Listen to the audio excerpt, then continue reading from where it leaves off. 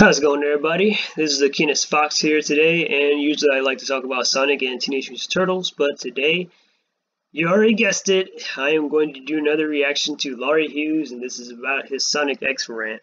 So, I made promises that I was going to react to this because, oh my god, this is like the funniest thing in the world. His Sonic X rant, I was like, bro, yeah.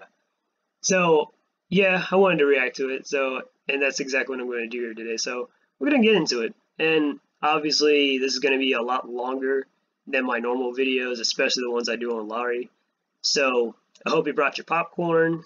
I am going to bring up my criticism, so I'll pause it every now and then just to break down his video and stuff and address, I don't know, some of the hypocrisy or whatever. Just whatever he gets wrong, etc. So, yeah, we're going to get into it. All right. Hello there. I got a show for you you want me to say. I got a show that I despise. I got a show that I want to pound to pulp. And it's called Sonic X, one of the worst animes from 2003 through 2006, with 3 seasons and 78 episodes. And it's a trash series. I gotta say, it's one of the worst ones from Sega Japan's and seems ass come from. And let me tell you, this series failed miserably. How horrific this show is. And this is supposed to be better than Sonic SATAM. Please, I've seen better shows that are really not there. I mean, this is debatable. I mean, personally myself, I prefer Sonic X. There are a lot of people who probably put and say Sonic X is better than SATAM, and then there are people who say Sonic SATAM is probably better than Sonic X. Now, to give Sonic SATAM some props, I actually think SATAM did a good job with the casting. The casting was superb. It was excellent. Jaleel White, he did a good ass Sonic. Like, people can, yeah, when people think about classic Sonic, or at least when it comes to his voice, people want Jaleel White to voice classic Sonic. I mean, because it feels natural. He was pretty damn good. And then the voice actor who played his Sally Acorn, she was also pretty great. Rest in peace to the voice actress who played his Bunny.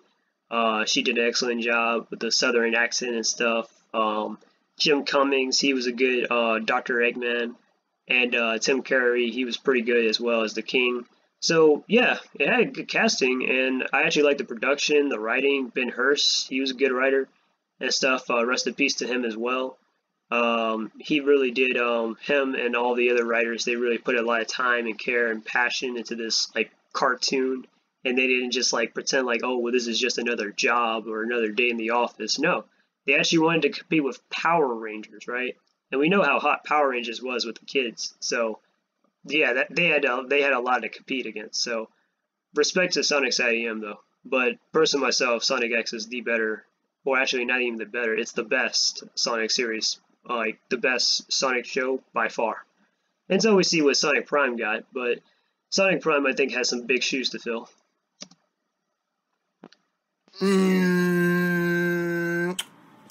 It sucked. It's worse than its Sonic Adventures the Hedgehog, and let me tell you, it's worse than Sonic Underground. Sonic X is worse than Adventures of Sonic the Hedgehog and worse than Sonic Underground.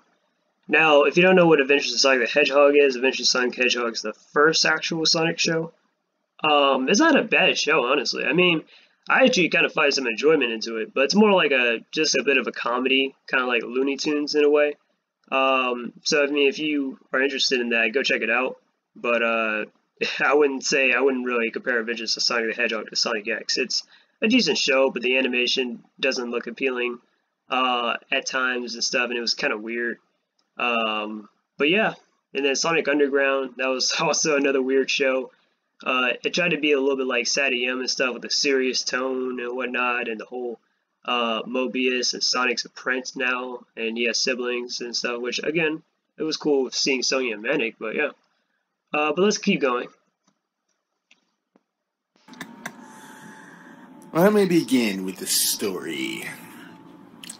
Your main character, Sonic the Hedgehog, who's a complete dumbass in the series. Yeah, he's not really bright.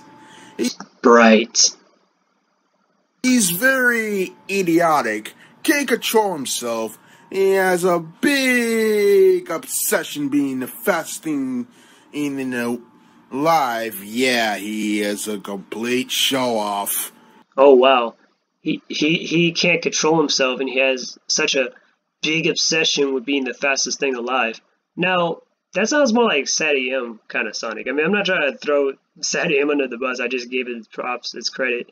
But SATAM Sonic was more of the type who couldn't sit still, and who couldn't, who couldn't sit still. He was, I wouldn't say he was obsessed with being the fastest thing alive, but literally, he was kind of a little bit of an egomaniac to some extent, where he challenged one of Dr. Eggman's machines. That was in Sonic SATAM. In Sonic X, Sonic got challenged by this dude, Sam Speed, that's Chris's uncle, to a race and whatnot, because he wanted a rematch, and Sonic turned him down easily. He was like, yeah, not interested.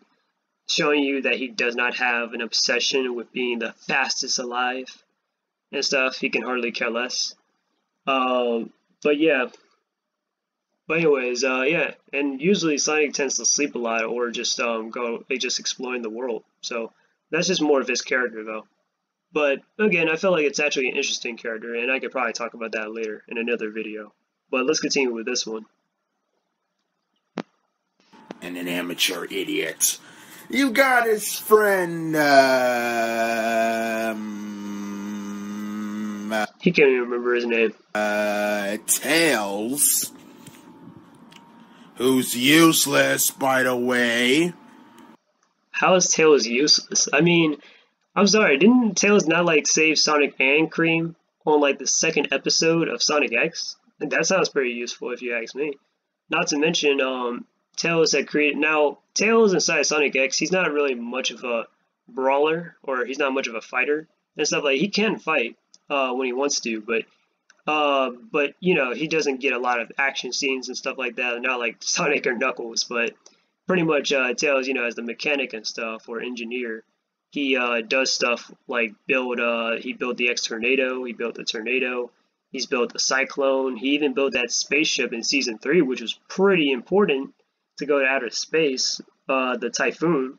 And he also built the Sonic Boom Cannon, which had really helped them destroy the Meta-Rexes. And I think that really did play a big part in defeating Dark Oak or Final Nova in the end of the series.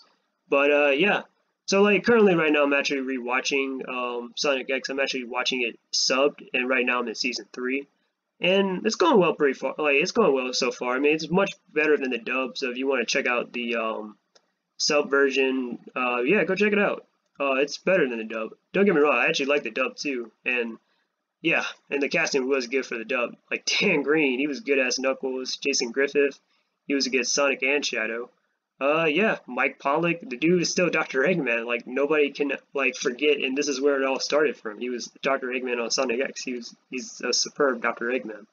So yeah, let's keep going. And I don't get it. What's the point of him being in the show again? Because I don't think he has any reasons to be in there. And then you get Amy Rose. Best girl. The worst Sonic character in the damn series. Too obsessed, too annoying, has a big, horrible crush. That's a very meek understanding of her character. But I mean, if you see her that way, I mean, yeah. And that's really sad. And she's 12, and I mean, a lot of people love and worship the ground Harley Quinn stands on. There's a little bit of a similar character to Amy. I mean, I think Amy is by far a better character than Harley Quinn. I feel like Harley Quinn, she's a good character, but like when written properly. But I feel like, you know, for I don't know, I'm just bringing up Harley Quinn, but I'm just saying like I feel like she's over glorified and whatnot. But yeah, like that's a character that is very obsessed with the Joker and would literally do anything for his sake. I mean, I know they broke up in the comics and stuff, canonically, but I'm just saying in general, and that's how she started off, that she would do anything for the Joker and whatnot. Amy would not do anything just to please Sonic. I mean, she'll probably jump through some hoops and stuff, but she wouldn't like follow Sonic, oh, if he was going down a bad route and he was all like, oh, well, Amy, I'm gonna need you to kill somebody. Like, no, the fuck? Main characters older than her. That's a big fat boo-boo. And I find it interesting because Laurie always brings up, oh, Amy's 12, Amy's 12.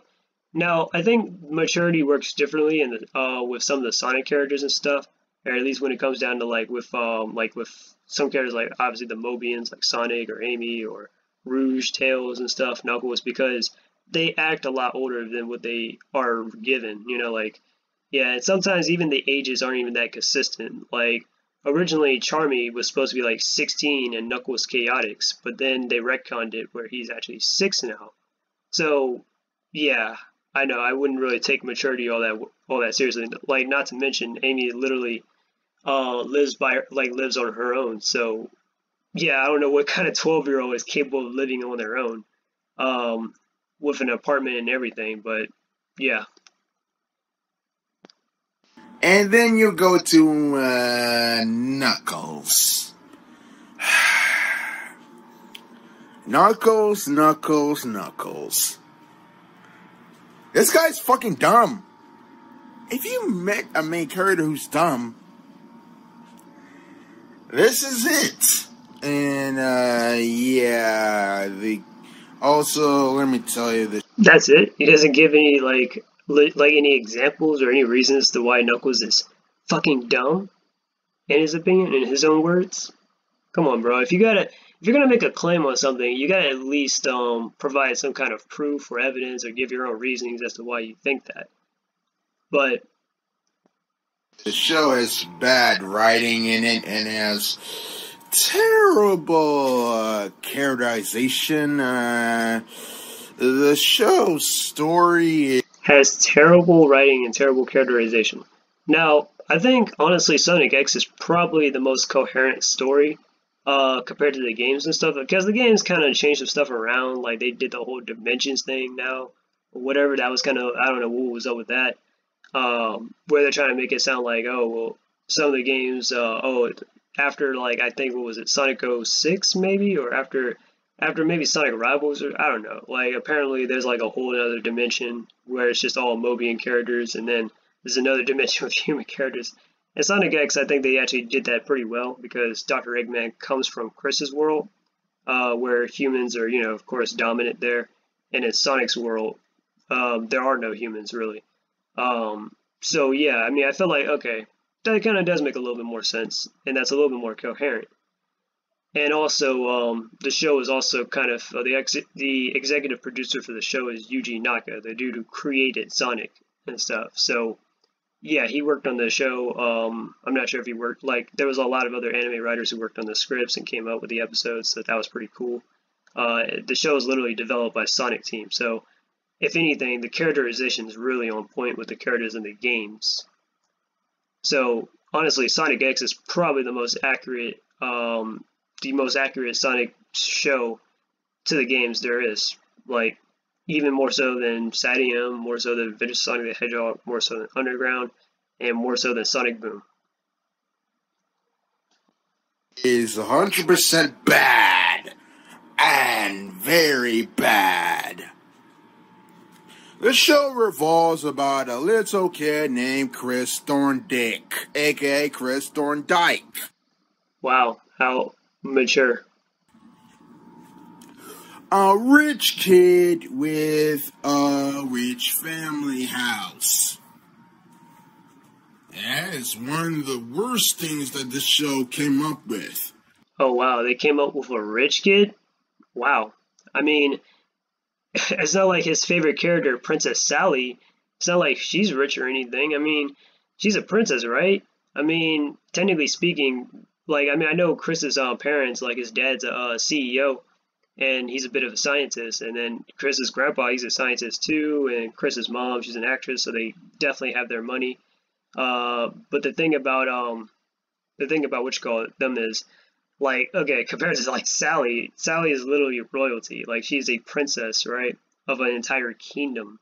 I'm pretty sure they have a lot more money than Chris's parents, so I don't see how just watering down to Chris being rich kid means anything. And it's not just Larry. I mean, there are other people who use that as an argument against Chris, but it's a really poor argument, honestly. If you're just gonna just say that Chris's entire character is his money, basically, like, and Chris honestly doesn't even, that's not even his character. That is one of the worst things that this show came up with. Oh, we need to relate to a rich boy. And I had to tell you, it's 100% crap. Yeah, a rich kid who goes to school like anyone else, and has friends, and has two parents and stuff, working jobs. He has a nuclear family kind of fish. Yeah, I mean, sounds pretty relatable. Like, seriously though, this show is meant to be Sonally the Hedgehog, right? Right? No, it's not. No, it's not. I can think of a great name for the series. It should have called Chris X, because Chris. Wow, that's so original. Chris Thorndike X. That's what they should have called it. Thorndike. That's $1 million franchise, people. X. Because that's the only thing that the show focuses on. And, yeah, this is a complete bust. And also, the main villain, Dr. Eggman, in the show is a complete dumbass. Oh, wow. Dr. Eggman's a complete dumbass, people. How's he a complete dumbass? Can you see his characterization in the show? The show tries to make him threatening, but he completely is a joke. Now, I know Dr. Eggman inside Sonic X can come off a little bit. Sometimes he's like a Team Rocket type of villain, where, you know, with Boko and Deco, he's always getting blasted into orbit or something. But in truth, I mean, Eggman, though, in this show, Eggman, I actually like this version of Eggman the most, because I feel like it's definitely a good balance for his character, where he's not cutthroat, because I'm not really a big fan of Eggman being a cutthroat villain and whatnot. Don't get me wrong, I think it's interesting sometimes, you know, with SATAM, Fleetway, even the Archie Comics or IDW, with Eggman being like, oh, yeah, like he would do by any means to take over the world. But the thing about Eggman is Eggman doesn't really want to kill people and stuff. He would rather, or not even Sonic actually, he wants to hurt Sonic's ego and pride. He wants Sonic to make sure that, let him know that he's the best around. You know, he wants to, pretty much, like, if he could, he wants to make Sonic surrender and whatnot. And then he wants to take over the world, basically. That's all Eggman ever wants. He's not really intended to be, like, well, you know, a cutthroat villain. He's not, yeah. But yes, he can come off as threatening at times, and I'll probably post some screenshots here as to how he's threatening and what makes him, oh, yeah. And then some screenshots here where he can actually be a bit of a, you know, he can actually be a little bit redeemable in terms of, like, you know, he can be a little bit of a redeemable type of villain, in my opinion. So, yeah. Hell, I don't even think he doesn't know what he's doing in this series. Do you know? I don't. Also, Sorry, I'm just cracking my knuckles. Also, yeah, for some reason, Season 1 has boring episodes to watch through. Like, I wouldn't really say Season 1 has boring episodes. It's more like, Season 1 is more like filler. And then, like, Season 2 and 3 definitely go into the more bigger plots here. But Season 1 was more like a just filler, where they were introducing the characters and stuff, and then Eggman would have, like, some kind of robot that Sonic's going to easily just take down and stuff, and then, like, more of them building up the bonds and friendships with, like, some of the other human characters, and the public opinion and public view or whatever, that type of thing. That's, yeah, season 1. And a lot of foreshadowing going into like season 2 with the stuff with the Sonic, like for the Sonic Adventure arcs and stuff, like the Chaos arc or the Shadow arc. And let me tell ya, it ain't really a great. It's not a great start. The main character, Sonic, who runs around, yada yada yada. He never tells his friends where he's going, and he loves danger way too much. Has a smile on his face because he's really, really eager to have a big fat ego. That is a creepy ass smile. I mean, isn't almost every version of Sonic a thrill seeker? I mean, yeah, he can get serious when he wants to, even Sonic X Sonic, but I'm saying, like, just about all the versions of Sonic is always like some kind of daredevil thrill seeker. Even your beloved SATAM Sonic.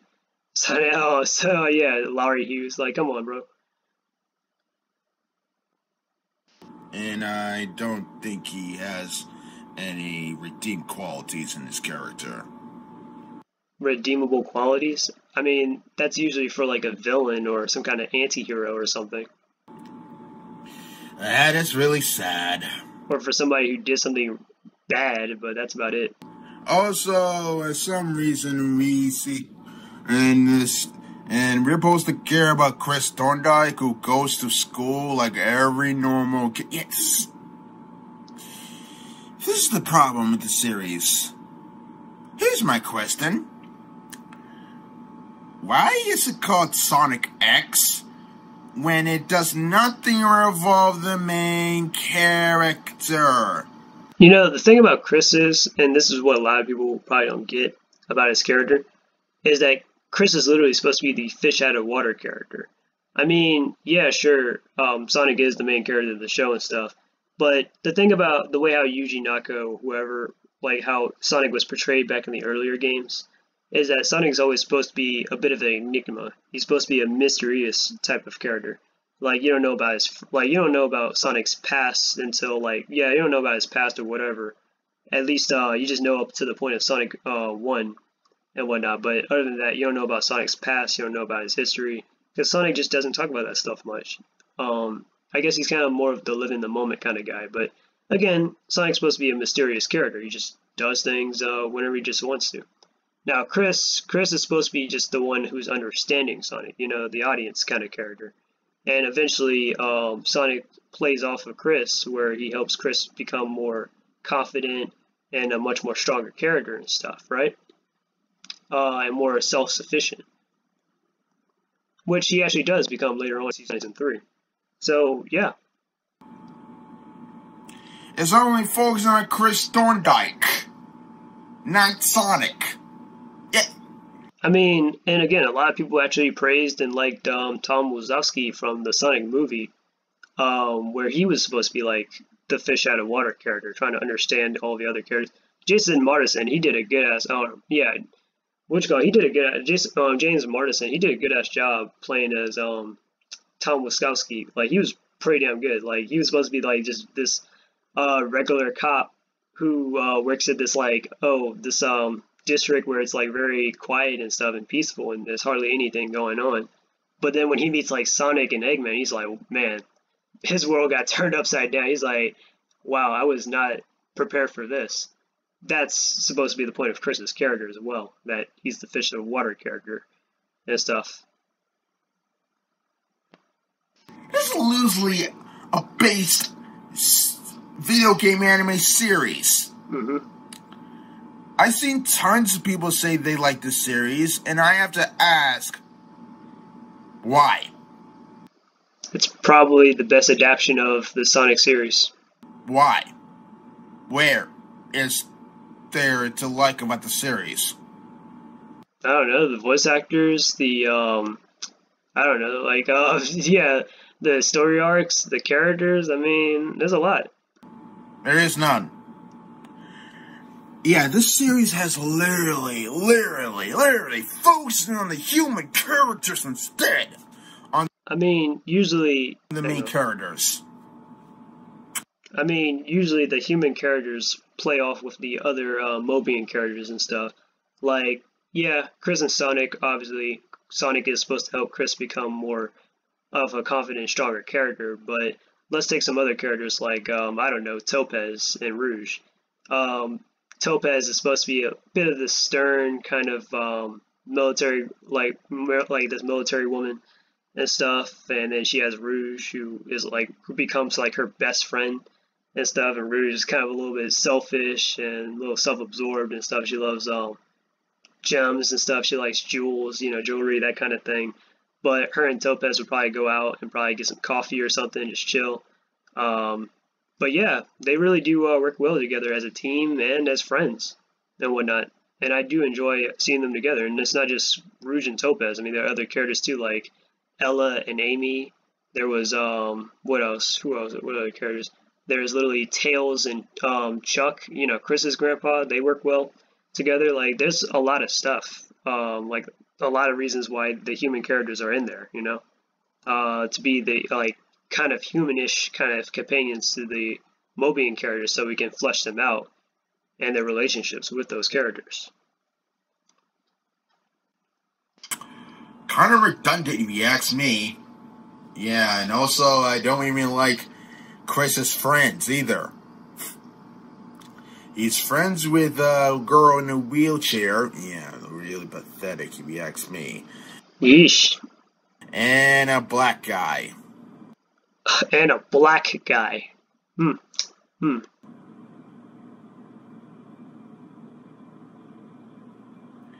I have no words to say. Yeah, how dare Chris be friends with a Negroid? Be friends with a black guy, the token black character, right, Danny, huh? That's really lazy. And then you go to... Here's the thing, though, about Larry Hughes. He mentioned Chris's friends, Helen and Danny, right? Those are Chris's classmates, and then later on, they're his, like, best friends and stuff. Helen is Chris's girlfriend, Danny's Chris's best friend. But Laurie forgot another one of Chris's other friends, and that's Francis. Francis is another one of Chris's friends as well. It was really Danny and Francis who usually tagged along with Chris and the others back in like season 1. Whenever they were like, well, I don't know, some kind of shenanigans going on or whatever, it's usually those two. Helen kind of came in a little later. I mean, Helen was in season 1, but she wasn't like with Chris and his friends though. She was just, just in the classroom or that one episode where she was hanging with Sonic, but that's about it.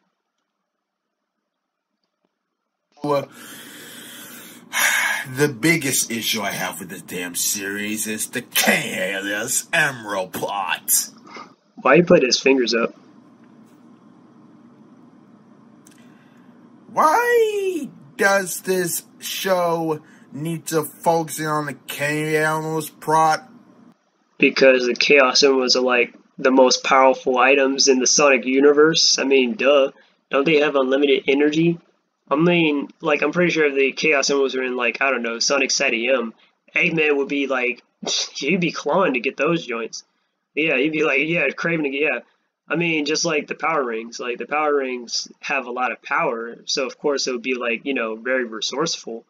And it would be very valuable if he found a way to get his hands on it and stuff. Actually, he did, I think, at one point in SATAM, and he was using it against Sonic. So, can you imagine the havoc he would use with the Chaos Emeralds with unlimited energy?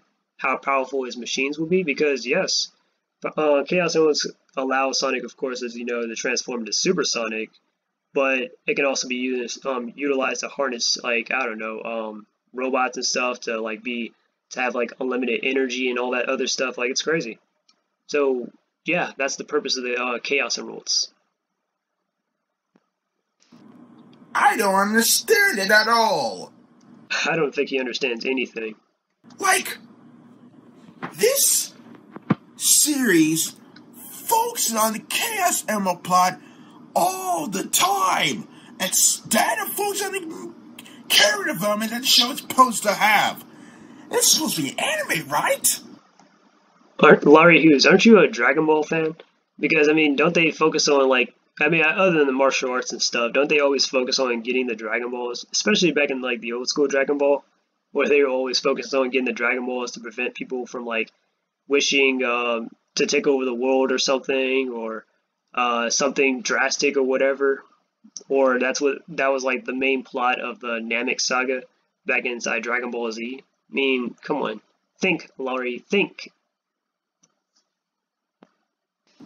Right?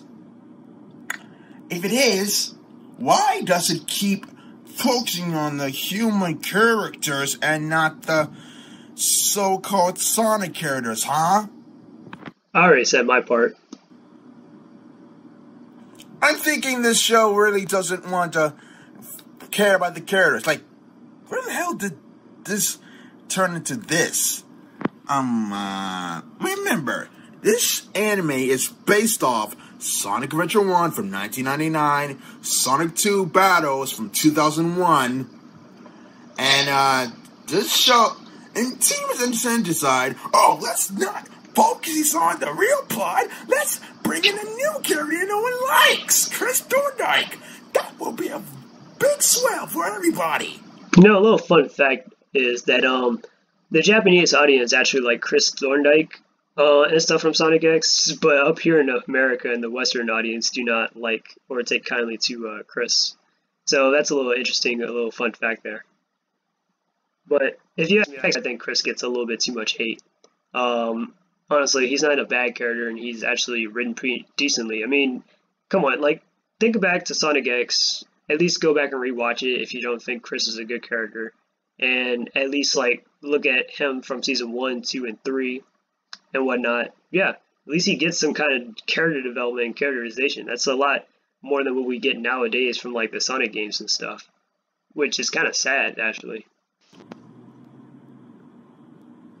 because that was the good old days. Which it didn't go as planned.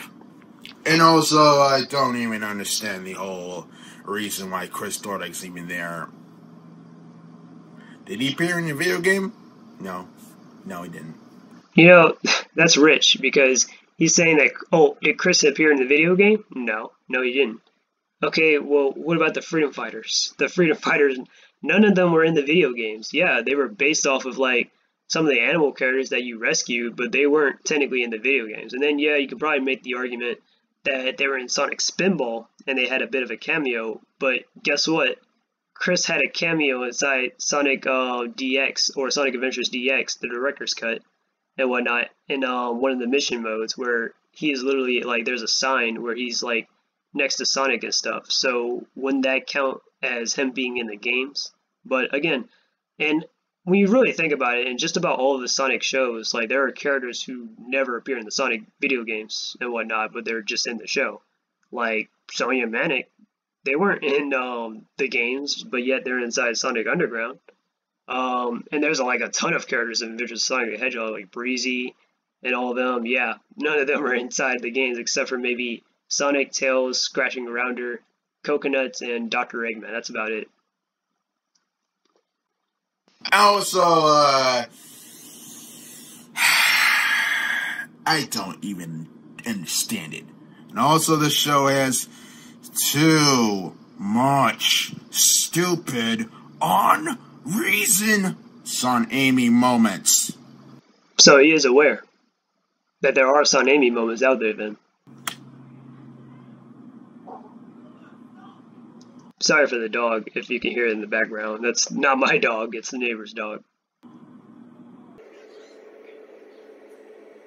What the fuck? Okay, first of all, look, people.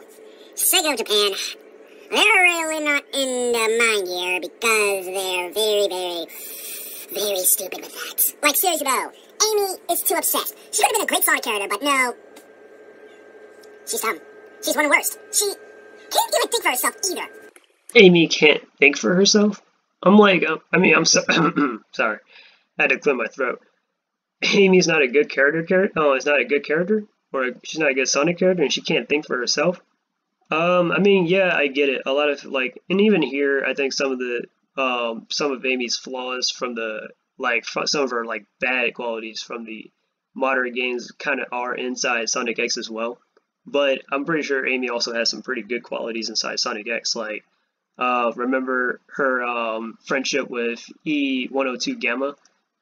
and stuff, where Amy had convinced him to try and turn against his programming and go and out. Well, she didn't convince him to do all that, to go against and kill his brothers, but she convinced him to defy his own programming and whatnot. So that was pretty cool.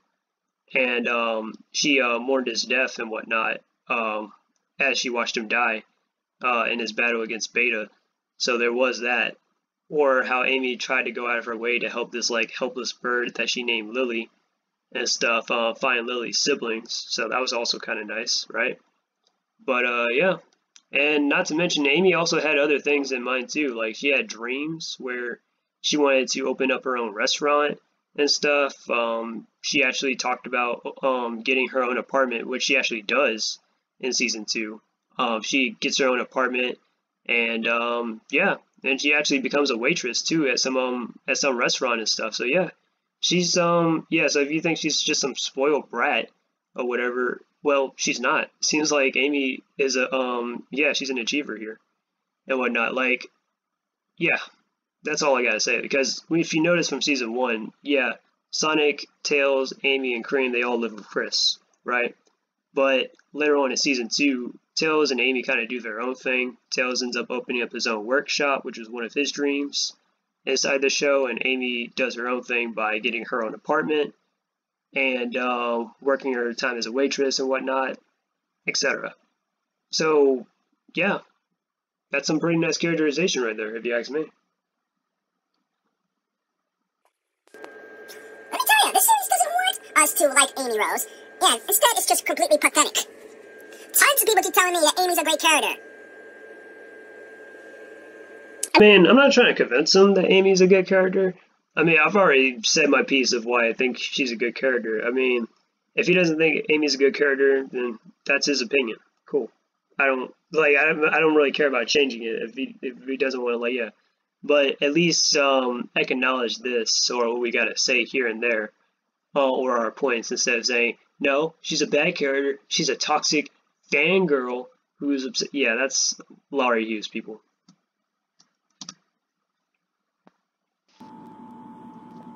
Where is she a great character? Last time I checked, she was a spoiled brat, obnoxious, acts like an idiot, once... Spoiled brat, but again, she has a job as a waitress, people. Sonic there. And she has her own apartment that she earned herself. That doesn't sound spoiled. Hedgehog to be with her all times. I mean, Amy's kind of in love with Sonic. I mean, it's kind of natural that you want the person that you like really love and care for to be there for you or to be around you often, right? I mean, most married couple, do they not also live together with a family? But hey, that's just me, man. Are you serious? She's completely obsessed with the main character. None of you guys even find that creepy? I do. And, yeah. And also, yeah. I'm an anti-Sonally fan. No shit. Because this couple is too forced. I've seen how she is.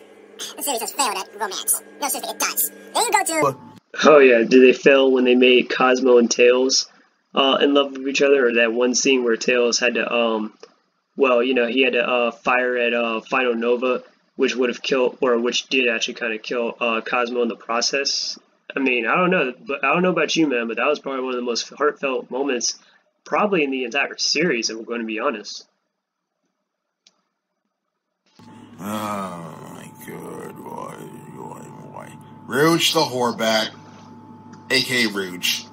Yeah, and again, with these childish insults, Rouge the whorebat.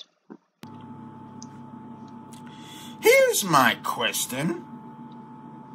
Why is she in season 1 while she's supposed to be appearing in season 2? She's supposed to be appearing. I mean, foreshadowing? This show ruined the continuity in the games. Technically, this show is non-canon to the games. The show is a readaptation. Like Sonic, like season 2 is mostly just a readaptation of Sonic Adventures 1 and 2.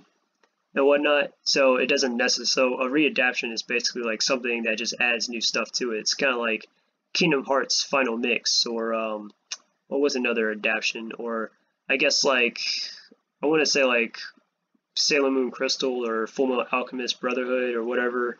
Obviously, they're going to do things that are different compared to the manga, and then in the anime. So there is that. Okay, first of all, I know Sonic Adventure 1. But it's not like they do anything drastic where they make, oh, Chris is the one to defeat Perfect Chaos and stop Ultimate Hazard, right? Yeah, nah, that's a little bit of a big push. Let me tell you who the characters are supposed to be in. Sonic the Hedgehog, yours truly, Tails, Knuckles, Pink Soccer Big Jimmy Rose, and 3-2 Gamma. 3-2 Gamma. Yeah, it's E102 Gamma. And the dumbass himself, Dr. Eggman, and the dumbass himself, Dr. Eggman. Chaos. And Takao, I don't care about. And yeah, and this is not a great adaptation from the series. No. Then you go to Sonic Adventure 2, where Rouge the Bat was supposed to be in. He makes it sound like Rouge had a big impact on Sonic Adventures 1. Not really. I mean, I think she was just doing some GUN stuff or gun stuff or whatever, and that's about it. But other than that, she didn't have any impact as far as I can remember. I mean, I know I just recently just saw the season, but I don't think she had any impact on that portion of the story. Unlike she did in this, in this one, like where she's in. Some reason the show decided to put the bitch in. Put the bitch. Season 1. Again, it's foreshadowing. I mean, Rouge obviously is like, in Sonic Adventures 2, Rouge is obviously a GUN agent undercover and whatnot, investigating Dr. Eggman and whatnot. In Sonic X, they also ran with this too, but in Season 1, they kind of set up Rouge in her like ties and relationships with Gun. Like, did they not? That was the whole purpose of that. I don't expect him to get that. Are you guys on meds when you wrote this? Were they on meth when they made this? Jesus Christ, you guys are insane. Then you go to GUN, aka Gun. Here's my question. Why are they here in Season 1? Foreshadowing. Come on. It's not hard. Especially when like you have somebody like Dr. Eggman. Because in the beginning when Dr. Eggman first showed up inside Sonic X, he pretty much had the city under his thumb. Like literally in just a couple in under an hour, he probably had that whole city under his thumb. He was making demands and stuff, telling he needs the chief of police, he needs the mayor, and then they were like, well, we're going to need the president, and we're going to need the governor, and all that other stuff. And Eggman was getting he was getting a little tired of all that. But yeah, that was Dr. Eggman in there. But GUN, obviously, that was supposed to be the countermeasure to Dr. Eggman. So they basically recycled a bunch of his older robots, and they basically recycled it into their own weapons so they can use it against him, so they can actually apprehend him and keep him contained, even like guys like Sonic and stuff. So yeah. What is so important to them anyways? Homeland Security? This is a joke. For an organization from the Sonic franchise, they're not really great people. Heck. They're supposed to be really neutral, but yeah. They don't. But I think in Sonic X, they really do explore the whole corruption and the, I guess some of the, some of the GUN agents trying to cover up other people and stuff, like by, killing them or offing them off. It's kind of crazy and savage, but it's kind of nice. don't even have any excuse to be in there either. Season 1 was whack. 100% Was whack. whack. If you ask me it's a great season, I don't believe you. Then you... No, I actually do think season 1 has some pretty good moments, and I'll probably put some of those moments here and whatnot. Like moments like, I don't know, I like some of the filler episodes. Like, I know the filler episodes, like, when you think of filler, you think, okay, well, this is easily, I can skip this, it's not necessary. But I feel like in some of the episodes in season 1, they really did have some pretty nice, heartfelt moments. Like, for example, when they visited Mr. Takanaka, that's Chris's butler and bodyguard. They visit Mr. Takanaka's his hometown and stuff. They're in his homeland, and pretty much they found a Chow garden there. They shot out fireworks and stuff. That was pretty nice. There was an episode where they all were playing baseball against Dr. Eggman, as goofy as hell as that may be. It was kind of also nice too, you know. Just, yeah, a little bit of a breather from some of the more serious toned episodes going onwards. But yeah, and it really does help mend some of the character relationships and stuff and all that other stuff, you know. Go to season 2.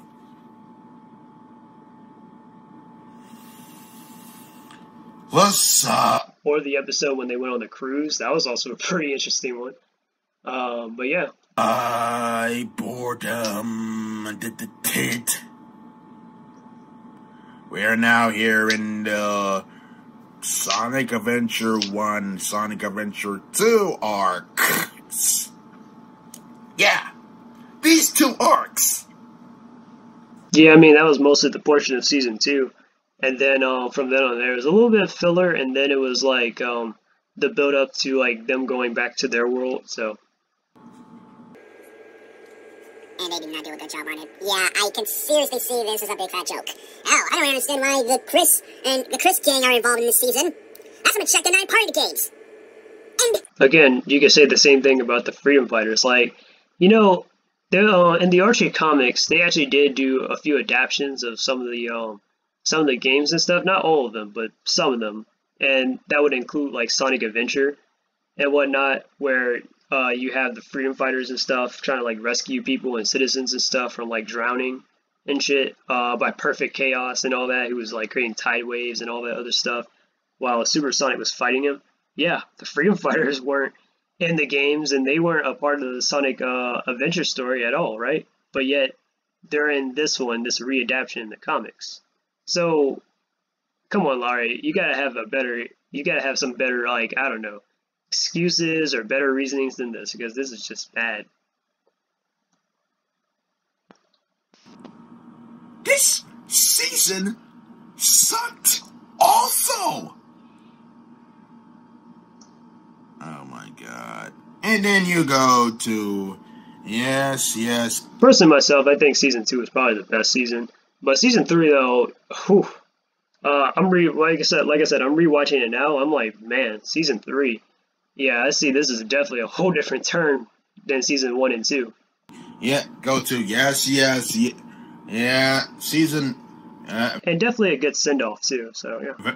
Sonic Adventure 1 arc, blah blah blah. Look at me, I'm sorry the Hedgehog. Blah blah blah.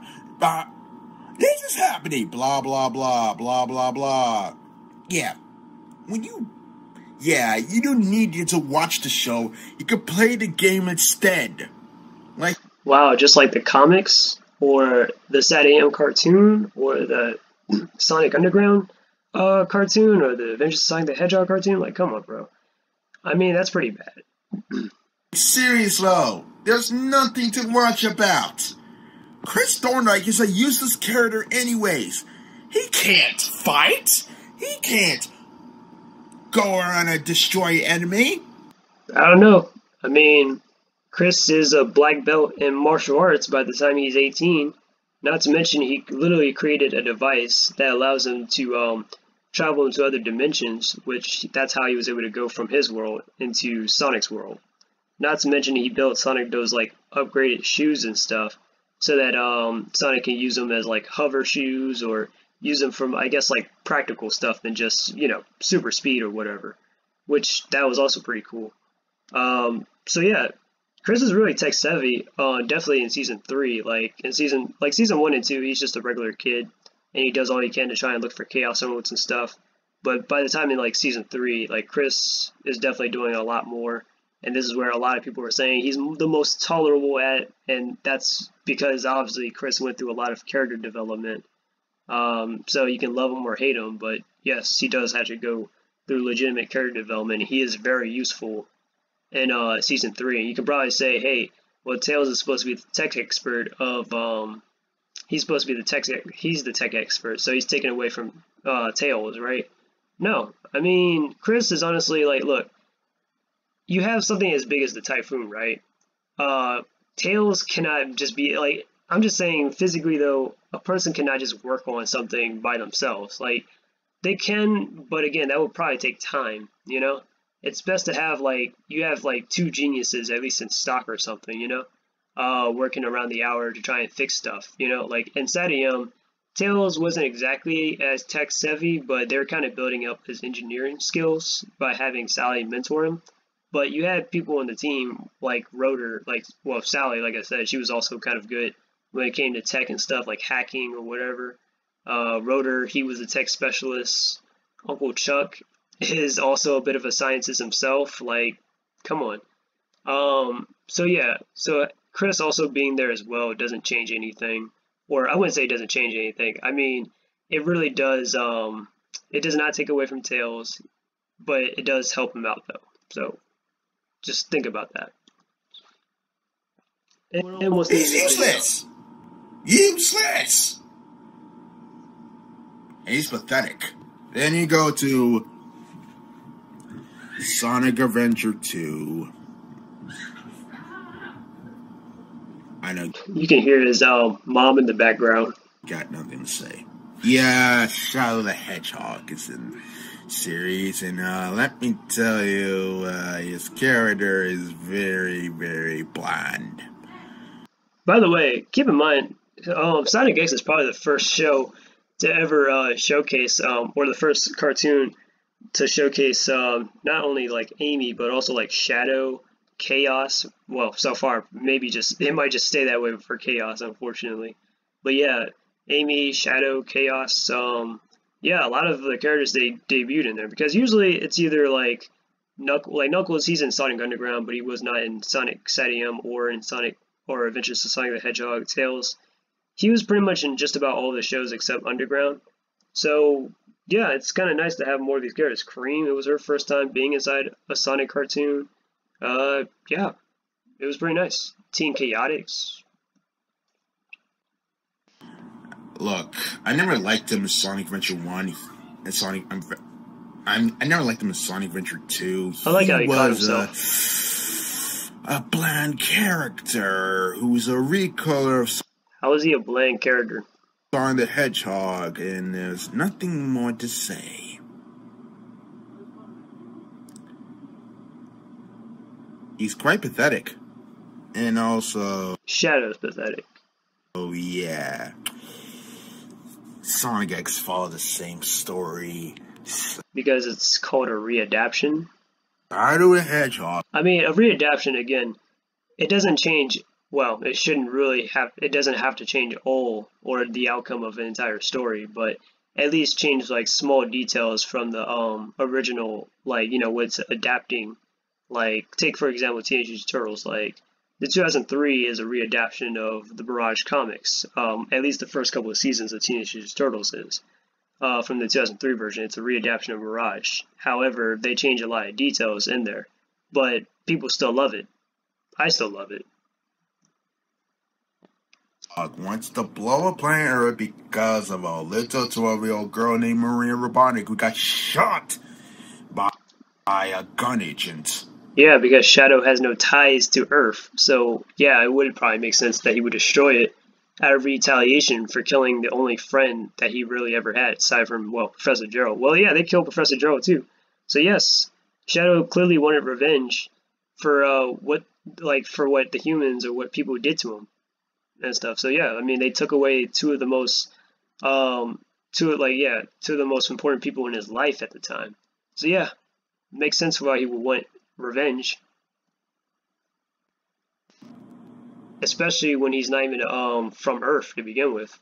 I mean, in Sonic X, they never really talk about Black Doom or indulge in that topic, but still, I mean, Shadow was born on the Space Colony arc nonetheless, so he's technically not from Earth. And so that's why he wouldn't have any ties to it. So I'm supposed to care about her. Yeah, she's a plot device. I don't care. And then you. I mean, I don't know. I would care if I heard a 12-year-old getting shot. That would be pretty bad. Instead of Amy Rose, the pink stalker bitch herself, calm me down, Shadow. It's Chris Thorndike. I don't know why he cares so much, especially like even when he was talking about Rouge earlier. He's already made it clear he does not like neither Amy or Rouge. So I don't know why he's like, well, instead of it being Amy this time, it's actually Chris. What's so important? What's so special about Chris? I mean, I don't know. I mean, Chris, just like Maria, he's the same age. Like, they're both 12, right? They also are both human, and they both have blue eyes, and they have that childlike innocence and stuff to their characters. So yeah, and naive, and that little naivety, I guess, as well. But yeah, I'm pretty sure that's why Shadow can see Maria inside Chris, and he also sees Maria inside like Rouge and Amy in the games. But I'm saying in here, like, yeah, he sees Maria and Chris for those reasons.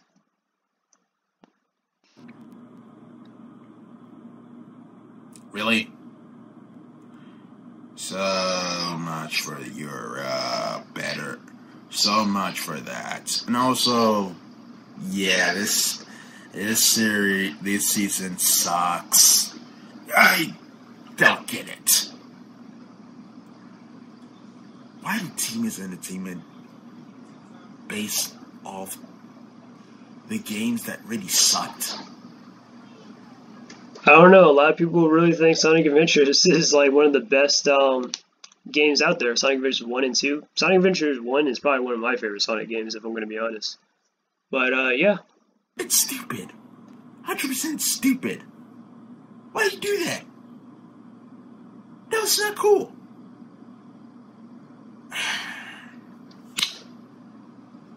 Really dumb.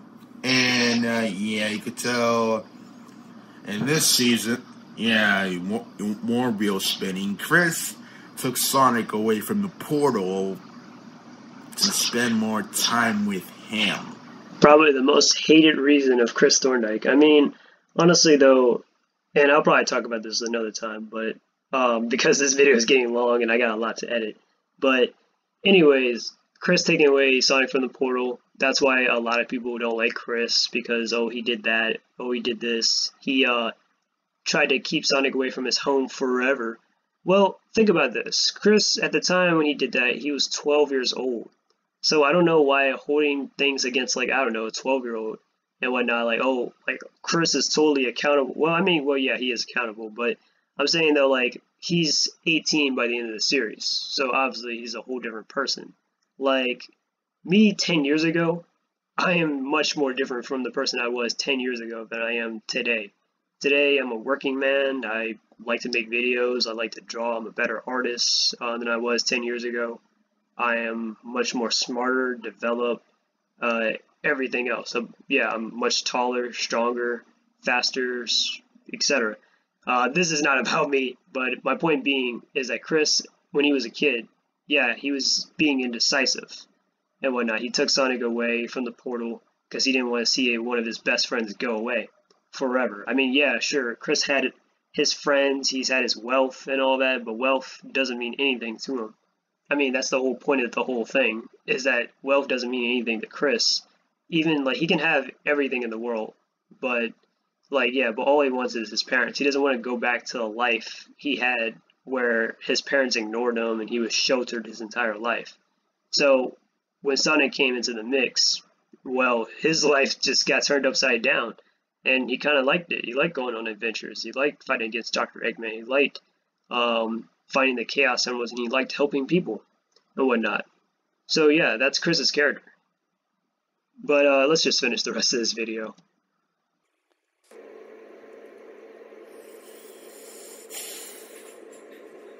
That is really stupid. Then you go to Season 3. I got words. 1. unnecessary season. This season is whack. I feel nothing about it at all. It's pathetic and it's dumb. Yeah, and Cosmo dies. Oh, spoilers. The end. Who cares? Well, anyways, that's the end of my video. I have a lot to edit, so I'll keep this brief. Obviously, Larry Hughes, yeah, his criticism's not really great, or his review wasn't really that great at all. It was terrible. Nobody should really go off of this, but if you want to, I mean, it's whatever. Anyways, I hope you guys like, share, and subscribe. This is Aquinas Fox, and I am out.